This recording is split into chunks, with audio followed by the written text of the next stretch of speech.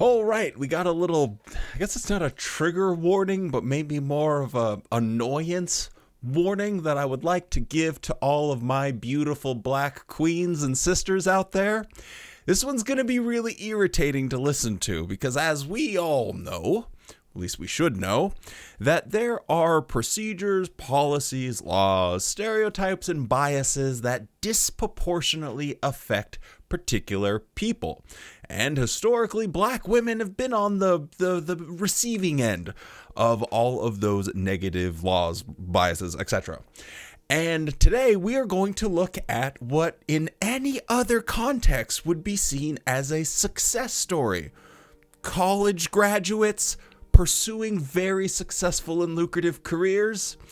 And we're going to see them apologize for that so they can do free work for a religious organization, well, a real estate company that moonlights as a religious organization that is made up of white men and one very, very elderly black man. Yeah, this one, I guess that's the best way to do it. This will be your annoyance warning instead of a trigger warning. So let's do this.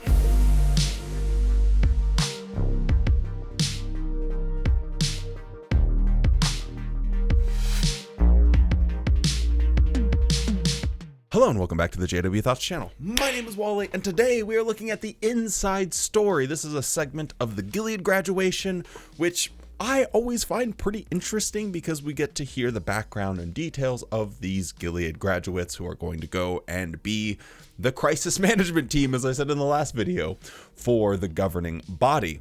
Quickly before we get into it, don't forget to drop a like on the video. It literally takes a half a second. It's the freest, easiest, and best way that you can help support the JW Thoughts channel, and it is very much appreciated by me. Also consider subscribing, even though I'm not going to hit 45,000 subscribers by the end of the year, unfortunately. You know, please consider subscribing because it makes me happy.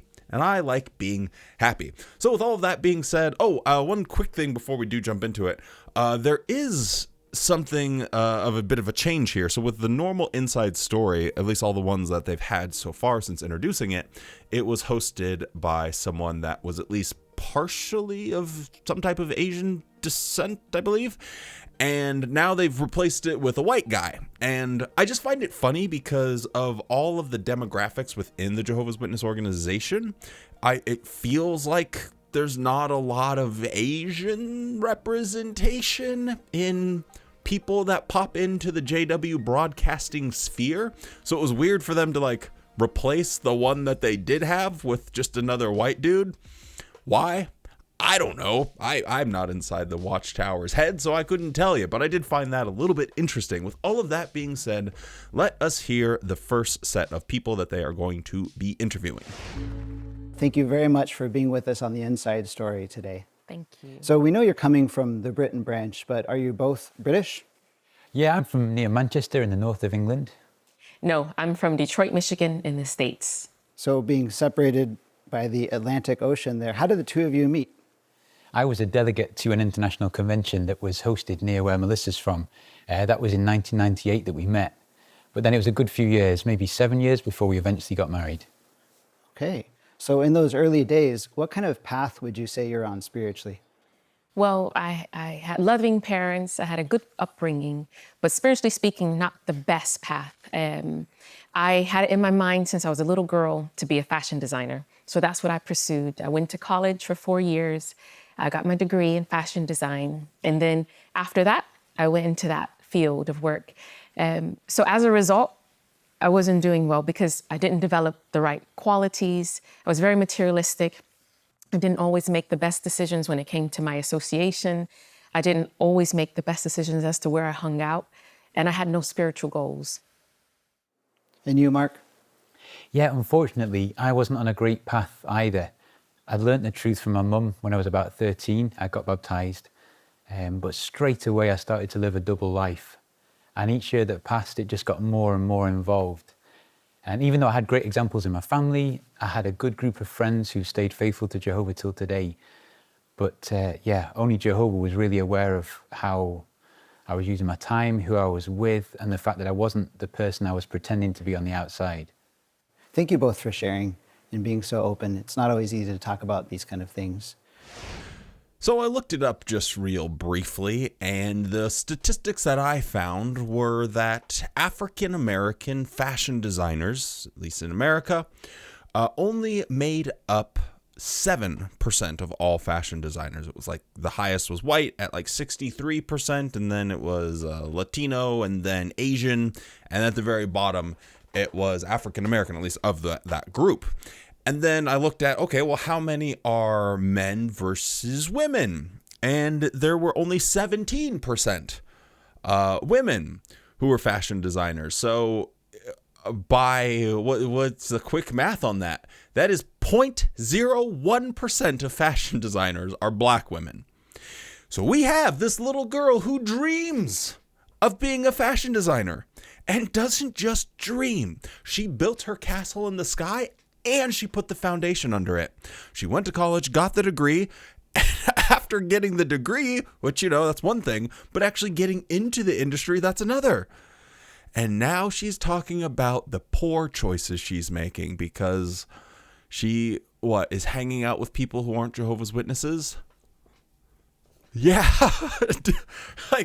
I'm not hanging out in the best of places. Were you sleeping in like a farm with pigs?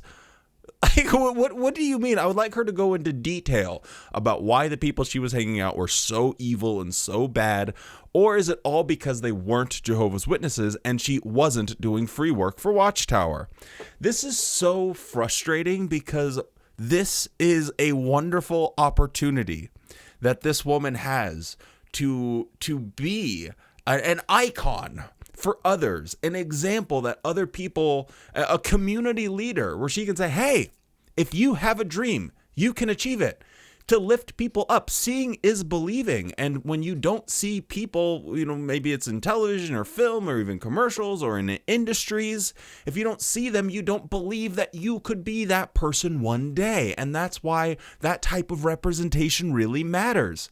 So to see her being like, basically apologizing for this is so frustrating and irritating to listen to.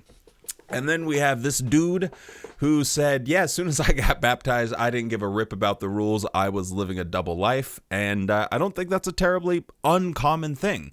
I think the more uncommon aspect of that is most of the people that do live that double life eventually just leave the organization because they realize their heart was never in it to begin with.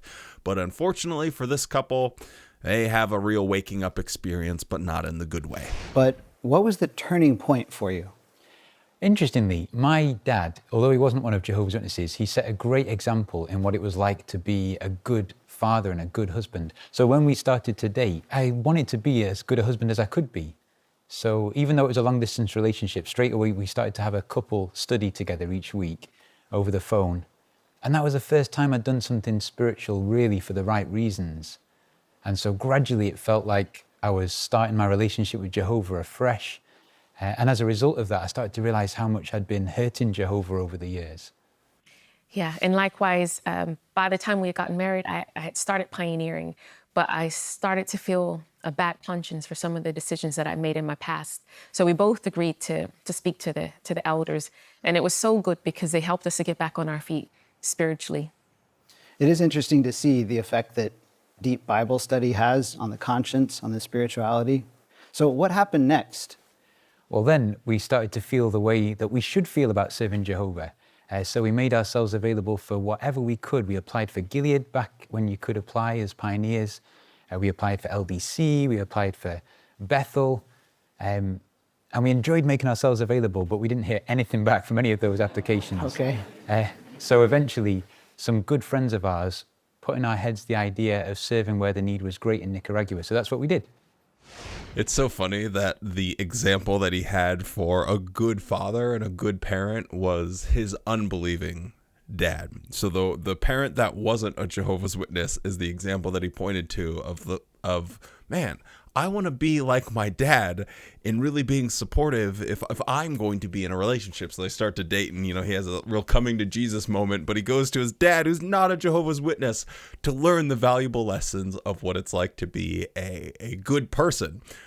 absolutely hysterical that is the example that he would have to look at. Normally, I feel like they would almost like edit this out whenever they were practicing and hearing, okay, we're going to ask this question. We're going to do a little dry run. What is your response going to be? I feel like they would normally be like, could you edit that out and just say it was an elder in the congregation or tell a story about a circuit overseer?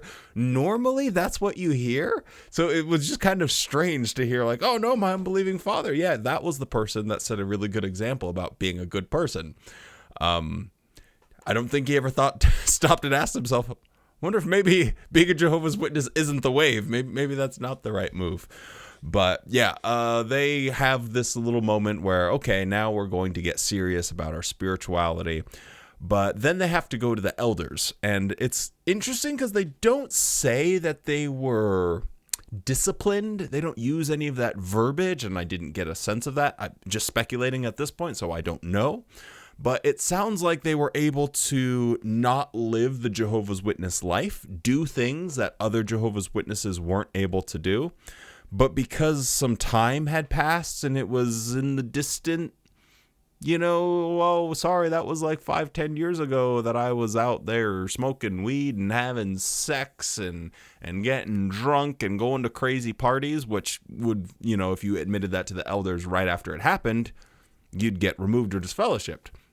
But because some time had gone by and then they're coming out and admitting it, maybe they didn't have any consequences for their bad actions. So it's, again, a little bit of a head scratcher because it shows younger Jehovah's Witnesses that might be watching this and they could think to themselves, so I can party, have fun, go to college, do all of that good stuff. And later on in life, I just have to admit to it and I won't even get punished for it. And I can still be on JW Broadcasting and go to Gilead. Doesn't that just seem to be more optimal than starting when you're young and living this repressed, horrible, boring life right from jump? So kind of a curious little section here that I feel like if I, in my Jehovah's Witness brain, if I'm like the person that's organizing this, would have had to maybe edit some of those questions. But hey, I'm glad they kept it in there. I work in the legal department and I help those in special full-time service with their visa applications. So it's really nice because you get to see Jehovah help that process along. It can be a long process, but Jehovah removes all the obstacles. That's good to hear. And Mark, what about you? I work with the Public Information Department. So a big part of that work is to provide accurate information about Jehovah's Witnesses to people who work in media or with the government or with academia. That sounds like a daunting task. Yeah, it really felt that way for me. I was terrified when the brothers gave me that assignment. And I've got a very distinct memory of one night when I couldn't sleep because of fear about that assignment. And I went into the living room and I read Exodus chapters 3 and 4 because I was thinking that's an example of Moses getting PID assignment. He's got to go and speak to Pharaoh. He's a high government official. Right. But every single time Moses expressed some kind of inadequacy, Jehovah reassured him that he would be what he needed him to be. And that's been our experience, along with the wonderful brothers that I've worked with in that department. Every time we've felt way out of our depth or out of our experience, Jehovah has made us equal to it, and it's been so faith-strengthening to see. They are slowly becoming a media corporation on top of their real estate dealings. Part of that space of media creation, I think that someone that has a understanding about fashion would be a very useful person. But no, she helps people get their visa applications done. I don't get it. I don't understand. She has a very specific special skill that would be incredibly useful to the organization. And it's something that she likes. It's something that she enjoys. At least, at the bare minimum, it's a travesty that she is gotten sucked into this world and being a Jehovah's Witness. But at the bare minimum, I would feel slightly better, a modicum better, that she could at least live out her dreams and still be a Jehovah's Witness. She could be traveling with the little wherever they go and shoot their little movies and stuff, and helping people with set designs or costume designs or doing any of that. And yet she has to help people with visa applications. That sounds so miserable to a very obviously creative person. I can't imagine how much that must absolutely suck for her. And shame on the organization. Let this woman just be happy. She's already being a Jehovah's Witness, doing free work for you. Can you just let her do what she's good at? It would benefit you and it would benefit her. But no, they want to just like have this weird way of punishing people. This is something that has happened more in the past, I believe, in Bethel's, but people would go to Bethel with very specific skills that they thought, oh, this would be so useful to the organization. And the organization, they say, landscaping. Like, oh, but I'm a software engineer. Landscaping. And you have to go and put in your hard work, put in your dues before they'll actually give you an assignment that you're good at, you're talented at, and that you enjoy. It's a really depressing look.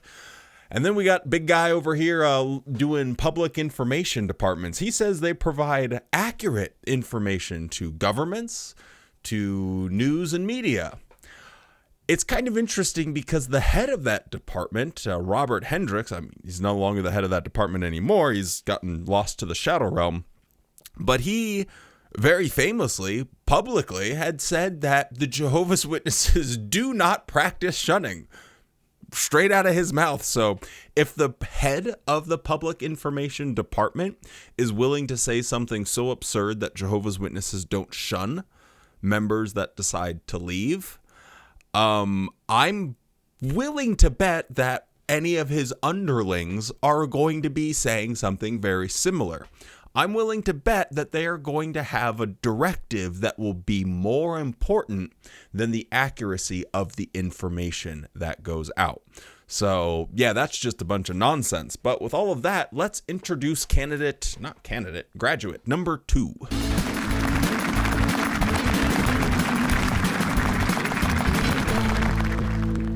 So, Wanjiku, we know you're coming to us from Kenya. We hear that the friends there call you Shiko. Is that right? Yes, Shiko. So please call me Shiko. Okay, Shiko. So tell us about your background. So my mom learned the truth when we were little. So I was raised in the truth. My dad is not a witness. So his main focus for us was education. I was intrigued with the legal profession. Legal? Yeah. Okay. I wanted to fight for the underdogs. I wanted to fight for justice. And I knew when I grow up, that's what I want to be. Okay, sorry to interrupt the clip before it even starts here, but that look that he gives when he's like, legal. Oh my God. Maybe that's not what he's thinking, but it just screams to me like, what? A woman?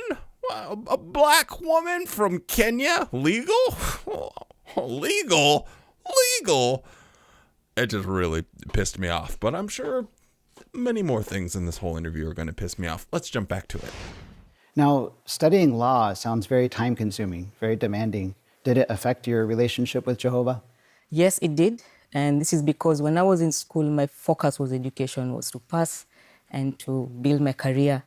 And so that meant my spiritual life took a backseat. Yeah. So what was the turning point for you? So when I completed school, I did find a house that coincidentally was right next to a Kingdom Hall. And I remember one day I was leaving work and I'm walking home tired after a long day. And I see a group of witnesses walking to the Kingdom Hall. Some are rushing. And I knew, this is me. This is how I was raised. This is what I should be doing. This is where I should be going. And so the next meeting, I went to the hall. I guess in this case, following the crowd was a good thing. It was. Because it took you back to the Kingdom Hall. Yeah. Now, once you were there, how did it feel to be back in the Kingdom Hall with the friends? So the congregation that I went to was a very warm and loving congregation. They took me in and they loved me and I realized I was home. They saved my spiritual life. So glad to hear that. This is so annoying. This is so frustrating to listen to.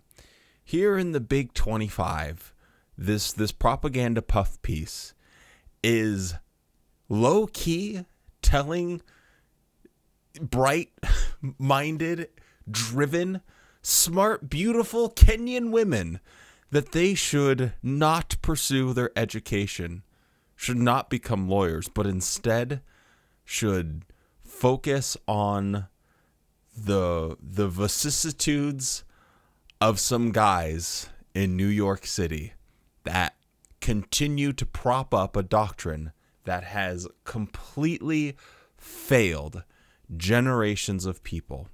It is a known model that fails. Like, you know for a fact, because everyone that's ever predicted the end of the world, given it a timetable, said it's going to be in this year or during this generation, and this prophecy means this, and you know that this empire is going to be this because the Bible foretold that with 100% accuracy. Every one of them has failed.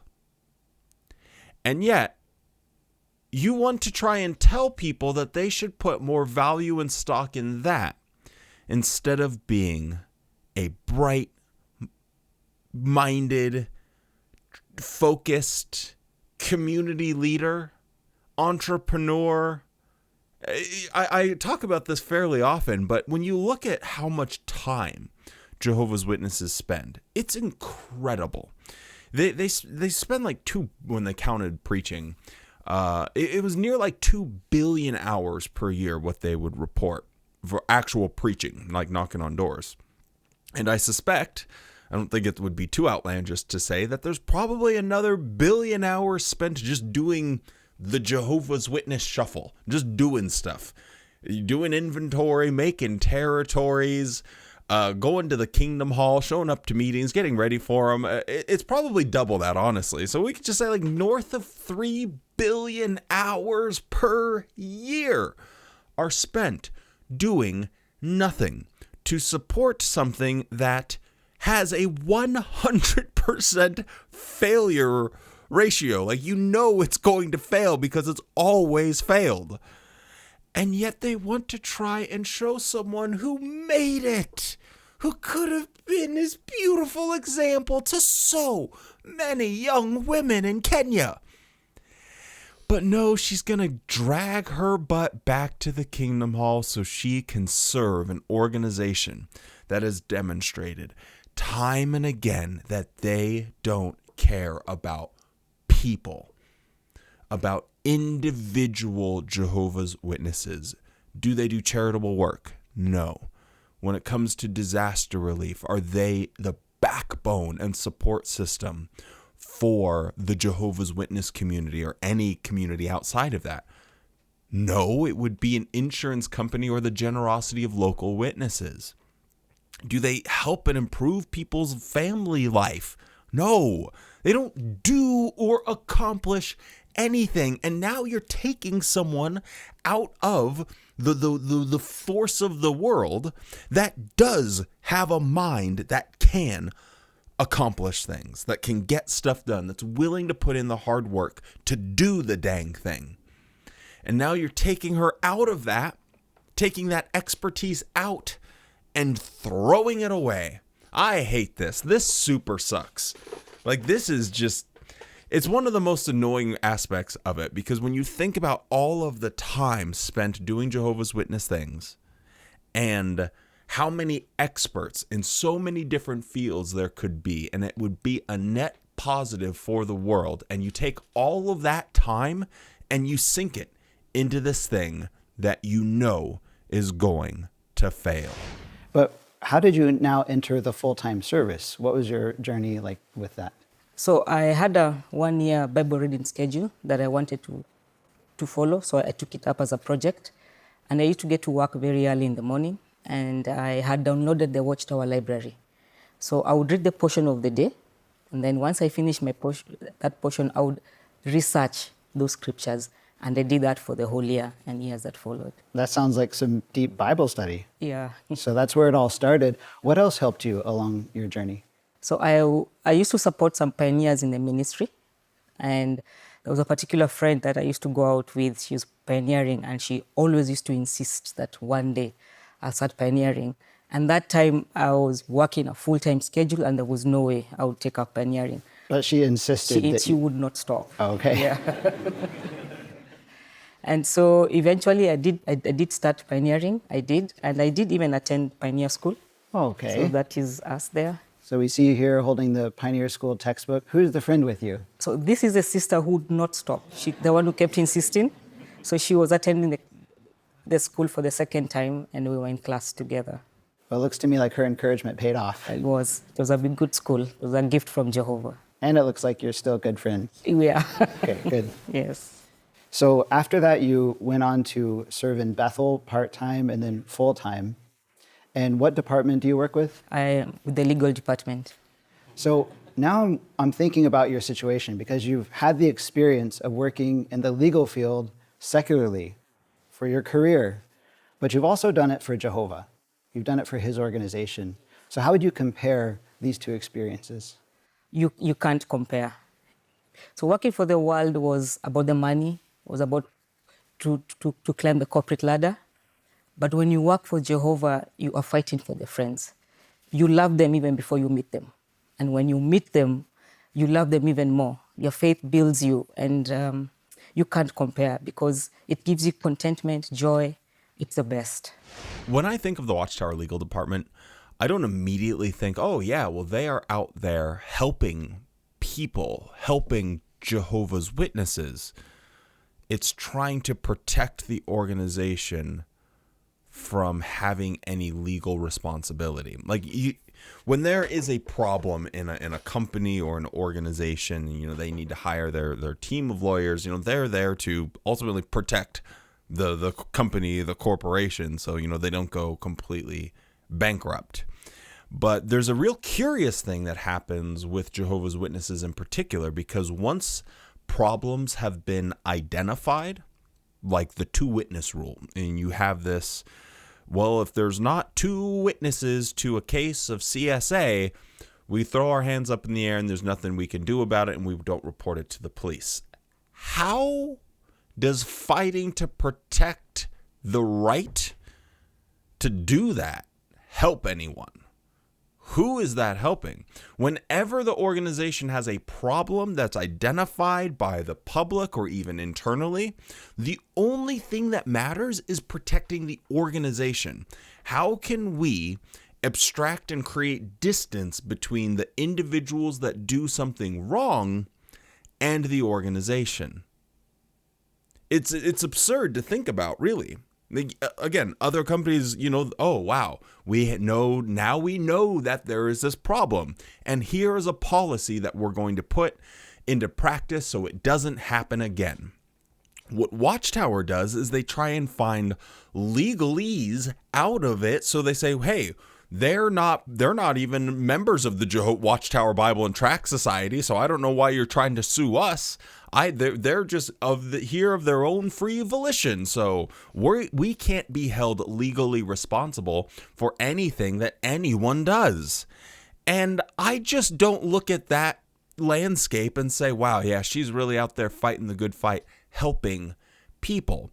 The only thing that off the top of my head that I can think about is people being tortured for their faith, where, you know, for one reason or another, the religion has been outlawed, and there are Jehovah's Witnesses that are being held in prison because they're breaking, you know, some stupid law or something like that. So I could see that, like, very particular cases, but is there a lot of those around the world? Like, a lot of times when people are having everything stolen from them by the government and they're being thrown in prison for the rest of their life because they are a Jehovah's Witness. I reckon that Watchtower is fighting more legal battles for trying to protect their right to not report child abuse, to be allowed to shun people as far as they want, and to be able to baptize children and subsequently shun them. I reckon that they are spending more time and money and effort protecting the organization's right to be able to do that. So I just find it so sad that this poor woman has been corrupted by this organization, and instead of being an inspirational story that other people could look up to, now she has become a cog in a wheel that, as I said before, has not accomplished anything, and if I had to bet, will not accomplish anything ever. Anyway, these are the two that really stuck out to me just because you have these black women that are college educated and they're using them as examples of how people can get sucked back into the religion. And it just really annoyed me. So I wanted to turn on the old camera and yap about it. Hope you guys enjoyed this, or if you didn't, sorry about that. But either way, drop a like on the video because I would like that very much. So yeah, stay safe, be kind. And don't forget to spend more time loving the things you love than hating the things you hate. Now go out there and have a good ass day.